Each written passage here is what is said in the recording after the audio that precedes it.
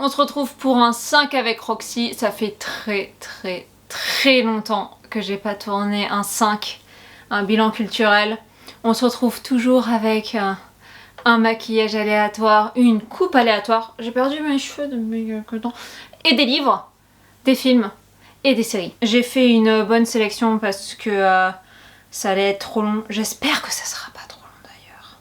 On va commencer par les livres. Donc, le premier livre, c'est de John Ritchie et c'est Numbers.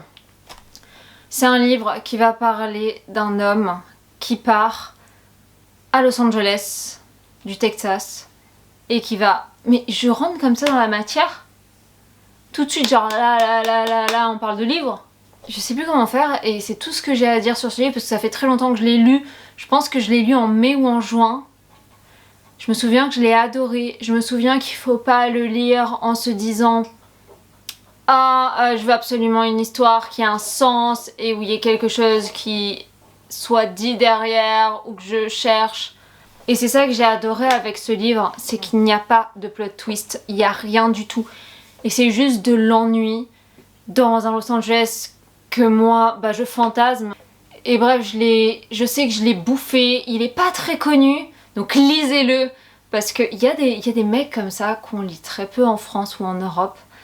Franchement, je sais pas pourquoi est-ce qu'on s'assoit comme ça sur les gens d'Amérique du Nord. J'ai pas mal parlé de gens d'Amérique du Nord et on s'assoit toujours dessus. Ça fait une super transition de dire qu'on s'assoit trop sur les écrivains d'Amérique du Nord. Parce que là, je vais parler d'une écrivaine d'Amérique du Nord sur laquelle vraiment on s'assoit et plus j'en parle aux gens, moins ils connaissent. Donc c'est Nelly Arcan. J'ai lu Putain et j'ai lu Folle qui sont juste des tueries. J'ai jamais lu des livres qui me prenaient au trip comme ça faisait très longtemps. Je crois que le dernier ça devait être I Love Dick. Ça va être de l'autofiction, pas mal. Et en fait, on dirait des longs poèmes, vraiment. Elle va se perdre, puis elle va revenir sur son histoire, puis elle va repartir. Donc dans Putain, c'est son expérience de prostituée, qui est hyper bien écrit, qui va parler autant des aspects négatifs que positifs.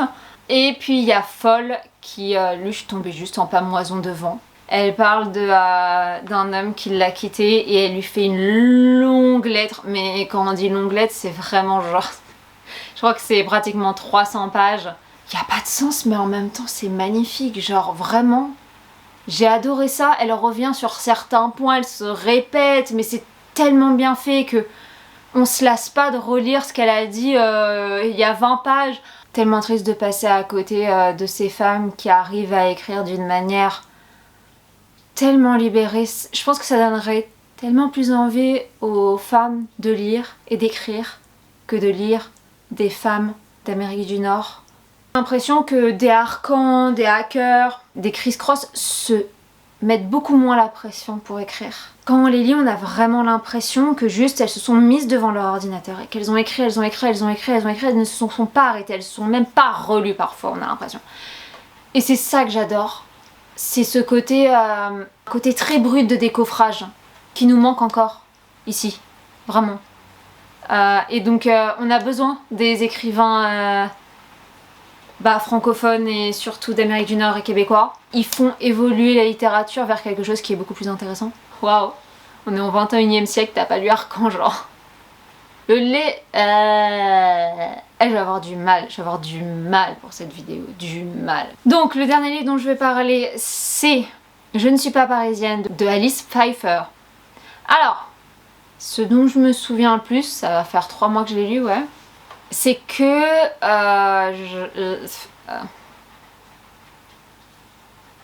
j'ai lu en me disant ça va être super, on va parler de la femme parisienne, on va nous parler de ce qui va pas dedans, on va taper un peu dessus. Je voulais que ce soit vraiment comparé à la femme française tout type, vraiment celle qu'on trouve en banlieue ou en province, enfin ma mère, vos mères, tout le monde, et pas la parisienne qu'on nous vend dans les journaux, dans Vogue. Tout le temps, c'est comparer aux anglaises ou comparer aux américaines et dire qu'elles sont mieux. Alors déjà non, elles ne sont pas mieux, elles répondent à d'autres injonctions qui sont pas forcément mieux. C'est pas parce qu'elles sont ultra féminines comparées à la française. C'est pas parce qu'elles sont ultra maquillées alors qu'une française, on va lui dire, enfin une parisienne surtout, on va lui dire ouais, less is more, tout ça, qu'elles sont mieux.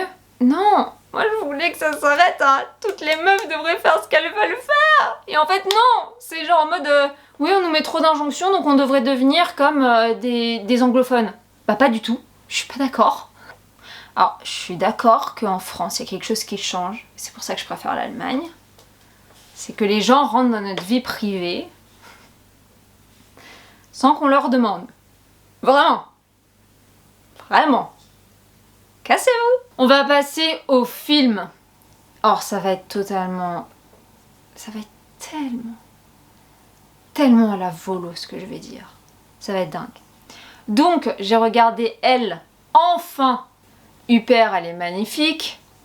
Elle se fait agresser chez elle. Et elle va tout de suite avoir une psychose. Et le film va se tourner vraiment sur elle, sur sa psychose, sur comment est-ce qu'elle arrive à gérer ça. Mais alors je suis tombée amoureuse d'elle. Je savais pas que je pouvais aimer une actrice à ce point-là.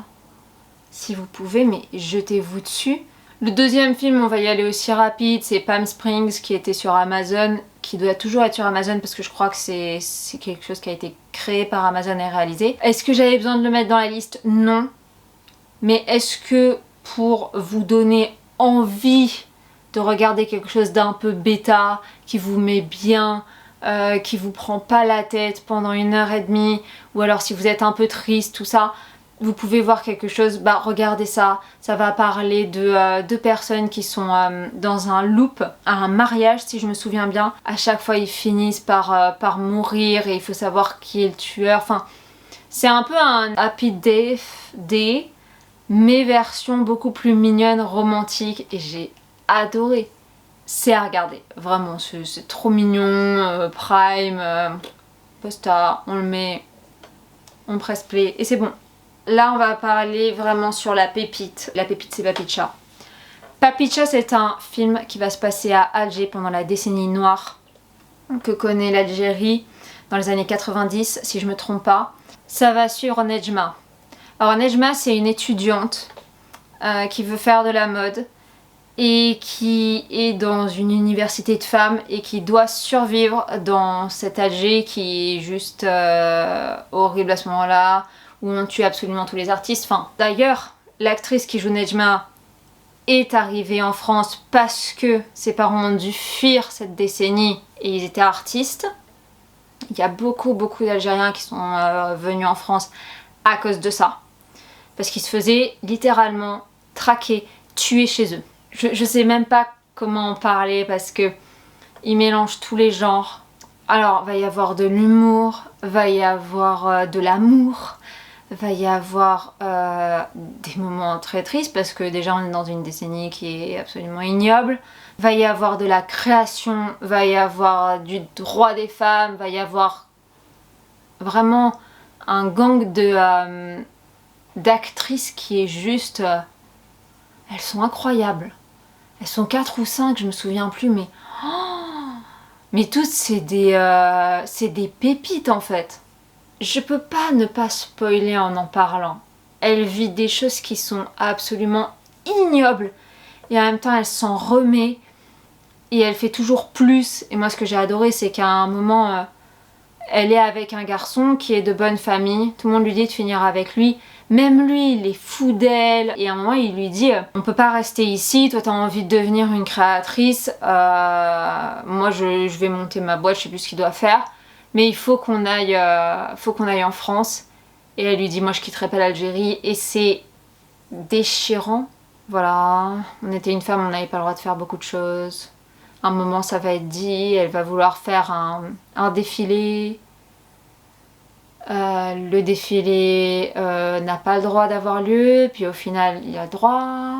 Mais il se termine vraiment pas bien. Film à absolument voir. Et à louer. Achetez-le, donnez de la force à ce genre de réalisatrices. Déjà de 1 parce que c'est des réalisatrices et qu'on en a trop peu. Et de 2 parce qu'elles écrivent des chefs-d'œuvre. 3e film. 4e film.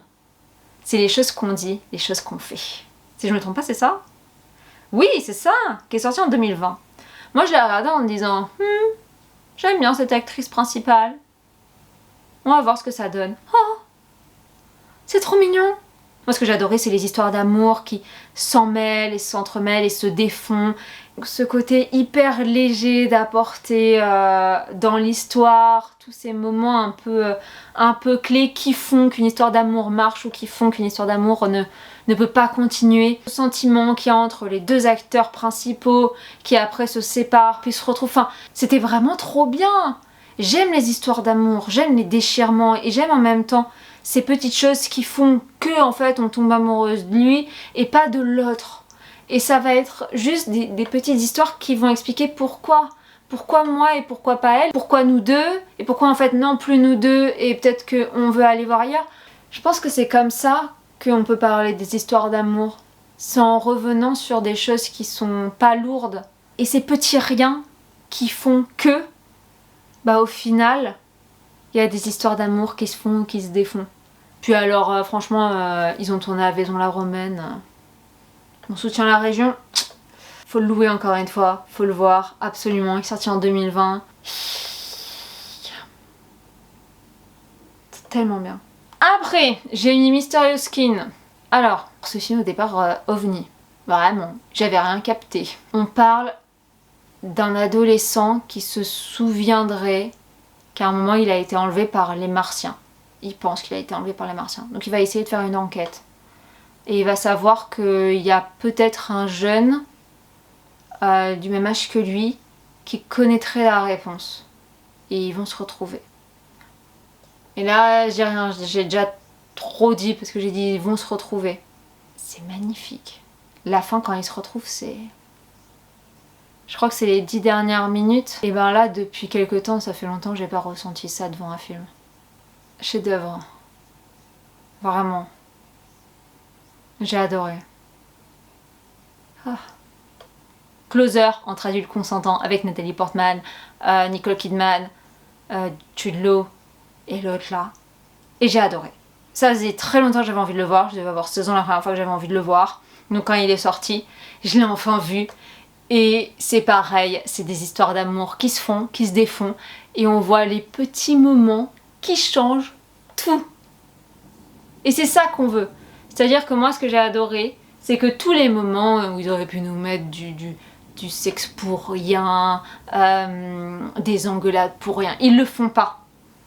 Ils sautent des étapes et on tombe que sur les discussions qui sont hyper importantes. On a comme des interludes à chaque fois, enfin des interludes, pas vraiment, mais on a des pauses d'écran blanc ou noir, je me souviens plus, mais assez longues pour nous faire comprendre qu'il s'est passé un espace-temps entre les scènes. Et ça faisait longtemps que j'avais pas vu ça. Au départ, j'étais un peu où est-ce qu'ils veulent mener, genre ils vont faire un flashback ou quelque chose comme ça, et pas du tout. Et en fait, à la fin, on devient habitué et même on les attend. On attend de voir quand est-ce qu'ils vont nous mettre la prochaine histoire, comment est-ce qu'ils ont évolué, et on veut voir ça. Et le dernier film, c'est Promising Young Woman, qui est sorti en 2020 ou 2021, je ne sais plus. Mon Dieu! Mais ce film, je suis tombée dessus. Bah tiens, c'est un des derniers films que j'ai vu qui m'a fait waouh. Mais pas waouh, genre mais waouh. Ouais, elle doit avoir une trentaine d'années. Elle est dans sa ville, elle habite toujours chez ses parents. Et puis elle travaille dans un café un peu miteux. Et ce qu'elle aime faire, c'est faire semblant d'être bourrée, rentrer chez les mecs. Et tout d'un coup, quand ils prennent avantage sur le fait qu'elle ne peut plus répondre de rien, elle se relève et elle leur dit « J'ai dit non ». La fin a une chute mais hyper brutale. Moi je voulais absolument voir. Vraiment, c'est magnifique, j'ai adoré. On va tomber sur les séries. J'ai regardé beaucoup trop de séries. Mais lesquelles dont je veux parler le plus? 3615 Monique, je dis non. J'ai regardé jusqu'à la fin en me disant... En fait, c'était comme The Deuce. J'ai cru que ça allait... On allait arriver à quelque chose de cool et en fait, non. Enfin, il se mettait juste plus dans la merde et j'étais là en mode... Pourquoi vous faites genre les Américains? Vous êtes pas des Américains, genre c'est bon. Bref, chiant, à mourir. Oh, il y a la série Prime sur Ted Bundy, Falling for a Killer, qui est hyper bien. Ça va parler, c'est ça, alors ça j'ai adoré dans cette série, c'est que pour une fois, c'est le point de vue des femmes et des victimes qui est mis en avant et pas genre un récit des policiers ou autre sur un serial killer et donc on s'en fout des victimes, on s'en fout des femmes dans sa vie, on s'en fout de tout ça. Elle, c'est juste des personnes qu'il a abattues, alors des survivantes, elles se sont pas remises, allez basta, ça on s'en fiche. Non, là pour une fois ils font parler la femme, la fille. Alors ça c'est pas sa fille mais c'est la fille de sa femme, il l'a élevé un minimum. Les anciennes victimes, les mères des victimes, et ça j'ai adoré qu'on donne la parole aux gens qui ont été touchés par ce serial killer et pas genre hey, il a tué machin et machin. En fait c'est Kelly, elle a 21 ans et on sait juste son nom, son âge et basta, on en a rien à faire. On sait ce qu'il a fait de son corps et après, mais en fait c'était qui? Nous on veut savoir qui c'est. Et dans ce reportage il réhabilite toutes ces femmes sur qui on a juste dit ouais bon bah elle s'est fait tuer puis voilà on l'a laissée dans une piscine pendant X temps, il est allé voir le corps et basta. Mais déjà c'est horrible, on n'a pas envie de savoir ça. Et de deux, il y a des moments, moi je préférais avoir la mère qui me parlait pendant 10 minutes qu'elle aimait jouer au football et que bah elle était comme ci, elle était comme ça et que c'était pas normal qu'elle fasse ça parce que normalement elle était pas du genre et que c'est pour ça qu'elle s'est inquiétée. Et j'ai adoré ce dialogue entre les femmes aussi. J'ai adoré le fait que alors c'était pas sa femme mais c'était sa fiancée. La fiancée de Ted Bundy a écrit je crois à ces femmes en leur disant qu'elle était désolée, qu'elle le savait pas, alors que elle a contribué quand même à l'arrestation de Ted Bundy, or que c'était son fiancé à l'époque. Elle est allée voir la police, elle a dit c'est pas normal, déjà il ressemble au portrait robot et il traîne dans ses états. Donc je pense que c'était très important de réhabiliter et j'espère qu'ils vont faire de plus en plus de documentaires où on arrête de nous parler du serial killer comme si c'était genre en mode waouh. Donc vraiment à voir comme documentaire, moi j'ai adoré. Bon, je vais parler que de deux séries. Il y a Feud qui est sorti en 2017, qui a été fait par Ryan Murphy, que j'adore, soit dit en passant, j'ai parlé de beaucoup de séries de lui. Alors, ça va parler de Bette Davis contre... Ça va retracer surtout toute l'histoire de pourquoi, du comment elles se sont engueulées. Et elles en sont arrivées à faire quand même Baby Jane, qui est juste un des films d'horreur les plus rentables. Et qui surtout à l'époque, en plus de ça, a révolutionné les codes du cinéma juste entier parce que c'était quand même deux femmes d'âge mûr, donc des femmes à qui on ne donnait plus de rôle, qu'on ne nominait plus aux Oscars, qui tout d'un coup se retrouvent dans un film qui fait un box-office de dingue. Vraiment, il y a toute cette histoire-là. Et j'ai adoré parce que on commence à s'apercevoir, par exemple, hier je regardais, une actrice va connaître son moment de gloire à 30 ans. Un acteur, ce sera 46 ans. Déjà, Ryan Murphy, ce que j'aime beaucoup chez lui, même si c'est pas forcément parfois un exemple, mais il a un côté à prendre des gens de tout âge, que ce soit des femmes, des hommes, que ce soit dans American Horror Story Feud ou autre, il prend tout âge. Et j'adore ça avec lui, et j'adore que Feud ce soit pas du tout le jeunisme. Et ça le problème c'est que dans le cinéma et dans la musique, quand on est une femme, parfois on a trop l'impression. C'est parce que t'es vieille que tu perdrais ton talent. Or que par contre un George Clooney à 60-70 ans, il va tourner normalement lui. Bref, la dernière série dont je veux parler c'est Them. C'est une série d'horreur qui est vraiment très bonne, qu'il faut absolument revoir. Bah t'es pas content toi. Donc, il y a beaucoup de noirs qui vont partir pour l'ouest parce qu'il y a plus de contrats à l'ouest qu'à l'est. On va voir cette famille qui va s'installer à Compton, si je me souviens bien, qui à ce moment-là est un quartier de blancs de classe moyenne plutôt aisée, et qui va leur faire vivre des horreurs. Les 4-5 premiers épisodes, j'ai eu du mal parce que j'étais un peu perdue où est-ce qu'ils voulaient en venir. Mais j'ai adoré en fait la fin. D'aime absolument à voir. Ça va mélanger les faits historiques avec son passé à elle et même à la famille en entier. Avec aussi de l'horreur beaucoup plus... comment on pourrait appeler ça, surnaturel. C'est ça que j'ai beaucoup aimé aussi. Et le mélange des genres se fait vraiment très très bien. Ils se mélangent très bien. Or que on parle autant du racisme, qu'on parle de sorcellerie, qu'on parle de meurtre, qu'on parle de folie. Série à voir. Et à revoir et à re-revoir. J'espère que j'arriverai à monter cette vidéo et qu'elle durera moins de 25 minutes. Je ne pense pas, mais on verra. Je vous fais des bisous, prenez soin de vous. N'hésitez pas à vous abonner à la chaîne et puis aussi à mon Instagram. Je vous fais des bisous, on se revoit la prochaine fois. On est le mois d'Halloween, on est le mois d'Halloween, on est le mois d'Halloween. J'aurais dû faire un maquillage Halloween.